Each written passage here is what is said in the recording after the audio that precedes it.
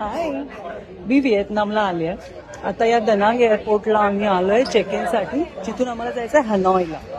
तर आमचं सगळ्यांचं ग्रुप तिकीट होतं, कुठलंही इंटिमेशन नाही, कुठलाही मेल नाही, आणि त्यांनी एअरक्राफ्ट चेंज केलंय, छोटं फ्लाईट केलंय, त्यामुळे ग्रुप डिवाइड केलाय आणि आमच्यातल्या काही 8-10 जणांची तिकीट्स आता दुसऱ्या फ्लाईटला टाकलेत आणि ते फ्लाईट रात्रीचं आहे.